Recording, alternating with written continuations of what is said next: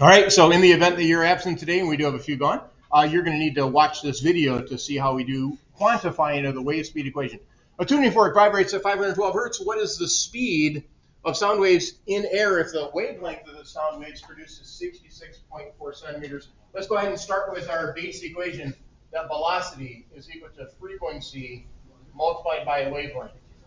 We're going to quantify now this wave speed equation. Let's see, it's a tuning fork. It's vibrating at 512 hertz. I'm going to write that F as 512. The wavelength, sound produces 66.4 centimeters. I'm just going to go ahead and write that down using the symbol that we use for that, 0.664 meters. I'm going to use the SI unit for these lengths so that when I'm done, I get the SI unit for that wave speed. All I have to do is multiply these two together. So if velocity is frequency times wavelength, I take V is equal to 512 hertz. I multiply that by 0.664 meters, and my calculator gives me the rest. So if I want to quantify wave speed using these equations, I just simply multiply those numbers together, and I get 340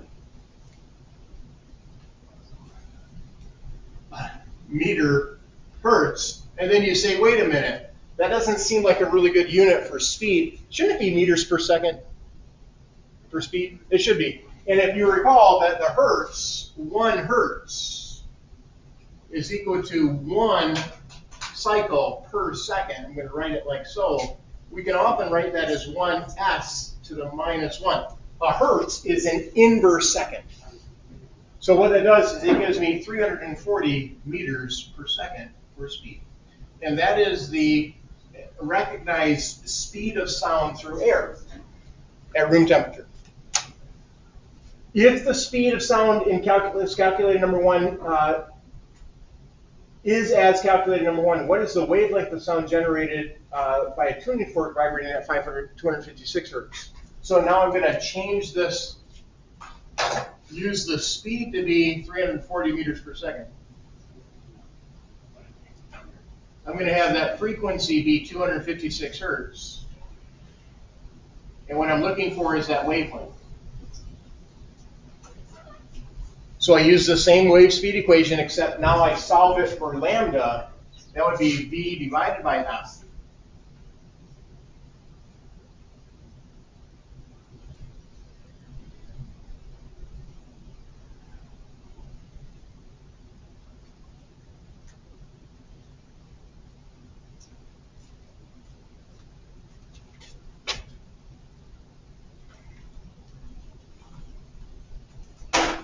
I'm getting 1.33.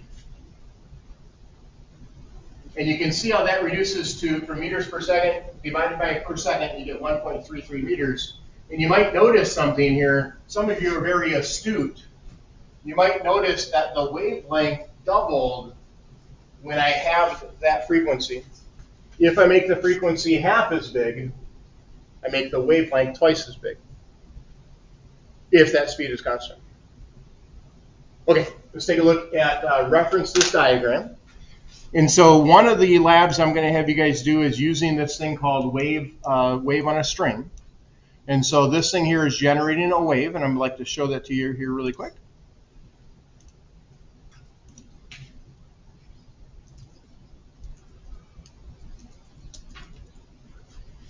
So one of the labs, again, you will do is you'll be working with this, this simulation.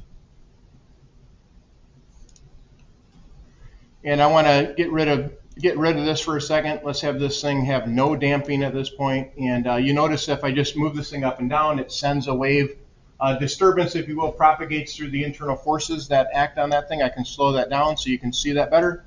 One particle sort of acts on the next particle and allows that energy to transmit. So waveforms are able to transmit energy without transmitting matter. So you notice that those, if I can move this thing up and down, just like you folks were trying to get this thing to move up and down, you get a nice little sinusoidal waveform there.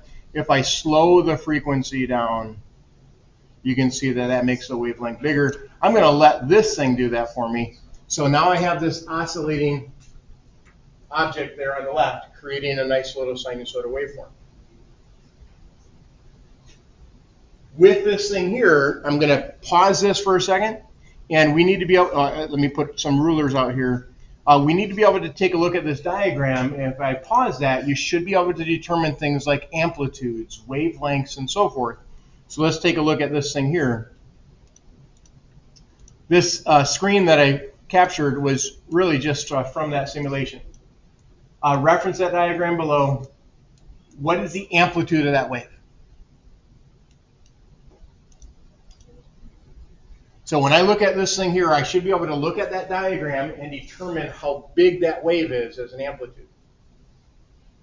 Can you write down for me what you think based on what you see here? What is the amplitude of that wave? Just write that down for me. We'll see if we get that one right. Take a moment. Try it.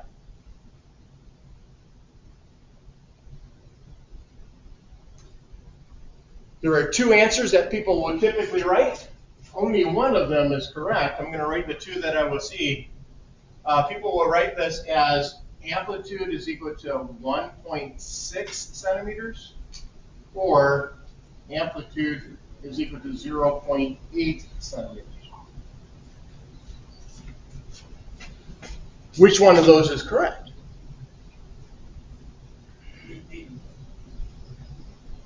And if we go back to our definition of amplitude, I'm going to take a moment and go back to this. This was done last week, which I know we forget a lot of these things here. Here's a good one. Amplitude is matching displacement from equilibrium. It could either be above or below, but that's the amplitude. So based on that, you would say that the amplitude is not 1.6.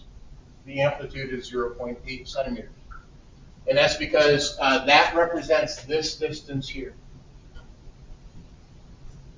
It's about 0.8 centimeters. Okay. What is the wavelength of that wave? So for that, we need to be able to go from a crest to a crest or a trough to a trough. One of those is probably easier to measure than the other ones. Since that meter stick is down at the troughs of those, the wavelength could be written as 5 centimeters minus 2 centimeters, which is about 3 centimeters. Now the frequency of this oscillator is 2 cycles per second. The faster person with the marker, the one that had to go twice every second, had a frequency of 2 hertz. So if I want to determine the speed of that, I would go V is equal to frequency multiplied by wavelength. I take a 2 hertz frequency, multiply that by the wavelength of 3 centimeters. And for this, I get 6, but it's not 6 meters per second. Now what I have is centimeters there, so I'm going to go ahead and leave that at centimeters per second. Now it'd be the wave speed. Now, this is a thought-based question. If I were to make the tension in that rope stronger, so I increase the restoring force, what would that do to the wave speed, do you think? I'm going to make the tension stronger. If it's a guitar string, I'm going to turn that knob to make that tension stronger. What's going to happen to the speed of that wave?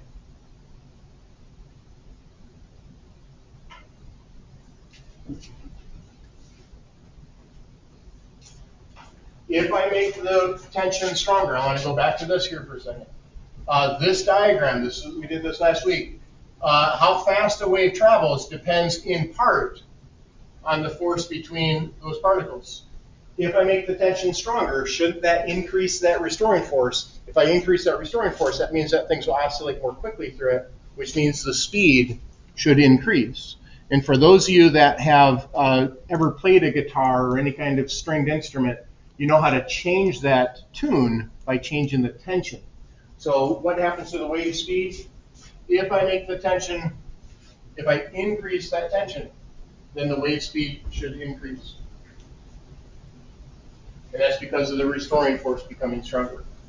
What would happen to the wavelength? If I make that speed greater.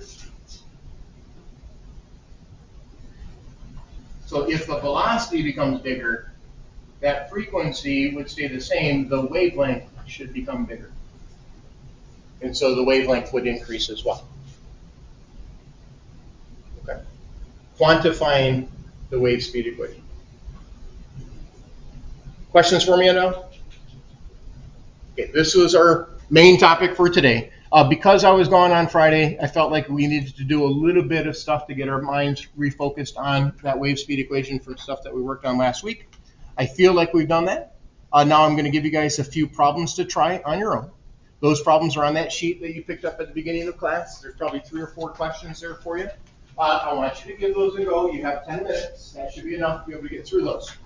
Do these correctly. When I look at these tomorrow, I want to see that you have the quantifying done correctly. That means it's not graded based on I tried it. Do it right. Okay, so use that calculator. Make sure that you're paying attention to what form of that equation I'm using and just get those things correct, not just try them. Do it right. Okay, you guys have 10 minutes. Get them done.